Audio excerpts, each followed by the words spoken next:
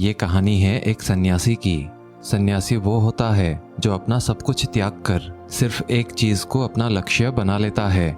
कोई भी व्यक्ति सन्यासी बेवजह नहीं बनता। सन्यासी बनने के पीछे एक बहुत बड़ी वजह होती है।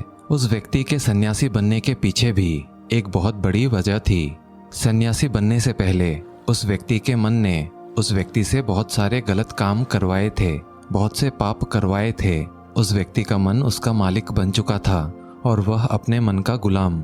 जीवन के हर सुख, आराम और ऐश्वर्य प्राप्त करने के बाद भी उस व्यक्ति के मन में अतः पीड़ा थी और यही मानसिक पीड़ा उसे सन्यासी बना देती है। सन्यासी बनने के बाद वो व्यक्ति सांसारिक दुनिया से दूर हो जाता है, जंगल में रहने चला जाता है, ध्यान करता है, तरह तरह की साधनाएं और अभ्यास करता है, भिक्षा मांगकर भोजन करता है, एकांत और मौन का अभ्यास करता है। लेकिन फिर भी उस व्यक्ति का मन शांत नहीं होता। वह अंदर से बेचैन और परेशान ही रहता है। यहाँ एक बात समझने वाली है कि ध्यान या किसी भी साधना का जो शुरुआती बिंदु है उसकी शुरुआत ही तभी की जा सकती है जब हमारा मन शांत हो, जब हमारा मन हमारी सुनता हो। लेकिन उस सन्यासी का मन ना तो शांत था और ना ही उसकी सुन रहा था। उस सन्यासी के मन में यह बात गहराई से बैठती जा रही थी कि मन को वश में करना, मन पर काबू पाना असंभव है। लेकिन फिर एक दिन उस सन्यासी को एक व्यक्ति मिलता है जो ना तो कोई साधु सन्यासी होता है और ना ही कोई बुद्धिमान व्यक्ति। वह तो बस एक साधारण सा चरवाहा था जो उस जंगल में अपनी भेड़ों को चरा रहा था। वह चरवाहा उस सन्यासी के पास आकर पूछता है, क्या मैं तुम्हारी कोई मदद कर सकता हूँ? तुम बहुत परेशान लग रहे हो। मैं तुम्हें पिछले कई दिनों से देख रहा हूँ। तुम बहुत बेचैन रहते हो। अगर तुम चाहो तो मैं तुम्हारी सहायता कर सकता हूँ। चरवाहे की बात सुन सन्यासी कहता है, भला तुम क्या मेरी मदद कर सकते हो? तुम तो एक सांसारिक यात्री हो, संसार के मोहमाया से बंधे हुए हो, जो अपनी मोहमाया में लिप्त रहता है। ये सारी बातें सुन वो चरवाहा सन्यासी से कहता है, मैं तुम्हारी मदद कर सकता हूँ। मैं मन को वश में करना जानता हूँ। वह सन्यासी चरवाहे के मुंह से यह बात सुन जोर से हंसने लगता है और कहता है, क्या कहा तुमने? तुम मन को वश में करना जानते हो? मैंने अपना सब कुछ त्याग दिया, आकर जंगल में रहने लगा, तब भी मैं अपने इस मन का गुलाम हूँ और तुम कह रहे हो कि तुम मन को वश में करना जानते हो। वह चरवाहा कहता है, सबसे पहले तो ये जानो कि मन को वश में करने के लिए सभी वस्तुओं का त्याग करना जरूरी नहीं है और ना ही जंगल में आकर रहना जरूरी है। बस एक चीज है जिसे छोड़ना बहुत जरूरी है। वह सन्यासी उस चरवाहे से पूछता है, और वह एक चीज क्या है भला? वह चरवाहा मुस्कुराते हुए सन्यासी से कहता है, वह एक चीज है गलत जानकारी। आज तक हमारे दिमाग के अंदर जो भी जानकारी गई है उसी ने हमारे मन का निर्माण किया है। सन्यासी उस चरवाहे से पूछता है, परंतु वो कैसे? वह चरवाहा शांत स्वर में समझाते हुए कहता है, मान लो तुमने आज तक अपने जीवन में सेब जैसा फल नहीं खाया, तुम्हें सेब के स्वाद के बारे में कुछ भी नहीं पता, तो क्या तुम्हारा मन कभी सेब खाने को कर सकता है? नहीं ना। इसीलिए हमारे मन का निर्माण जानकारी से होता है। वह सन्यासी उस चरवाहे के बात से प्रभावित हो जाता है और उससे कहता है, क्या आप मुझे इस बारे में और विस्तार से समझा सकते हैं? वह चरवाहा उस सन्यासी से कहता है, अगर तुम अपने मन को वश में करना चाहते हो तो अब मेरी बातों को बड़े ही ध्यान लगाकर सुनना। तुम अपने मन को वश में तभी कर सकते हो जब तुम अपने मन की जड़ों को देख पाओगे। मन का निर्माण जानकारी से होता है और हमारे शरीर में जानकारी के 5 प्रवेश द्वार होते हैं।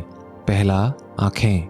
हम अपनी आँखों से जो कुछ भी देखते हैं, अच्छा या बुरा, वो सब हमारी मन की याददाश्त में इकट्ठा होते रहता है। दूसरा, कान। हमारे कान जो कुछ भी सुनते हैं वह भी हमारे मन में बीज के रूप में बो दिया जाता है। तीसरा, जीभ। जिस भी चीज़ का स्वाद हम एक बार ले लेते हैं वह हमारी मन की याददाश्त में अंकित हो जाता है। चौथा है नाक। जो भी हम एक बार सूंघ लेते हैं, खुशबू या बदबू, वो सभी हमारे मन में दर्ज हो जाती है। और पांचवा है त्वचा। जिस भी चीज़ को हम एक बार छू लेते हैं, स्पर्श कर लेते हैं, उसकी याददाश्त हमारे मन में कहीं ना कहीं अंकित हो जाती है। इन 5 शारीरिक दरवाजे से जो भी जानकारी हमारे अंदर जाती है वह जानकारी बीजों के रूप में जमा हो जाती है और धीरे धीरे वृक्ष बन जाता है।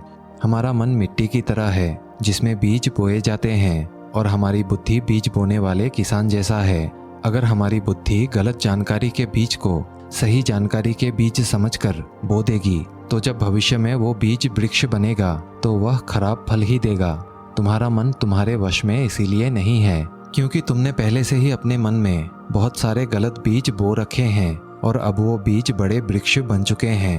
वह सन्यासी उस चरवाहे से पूछता है, तो अब मुझे क्या करना चाहिए, क्योंकि अब तक तो मैं बहुत सारे गलत बीज बो चुका हूँ और जो बोए जा चुके हैं उन्हें वापस निकाल नहीं सकता।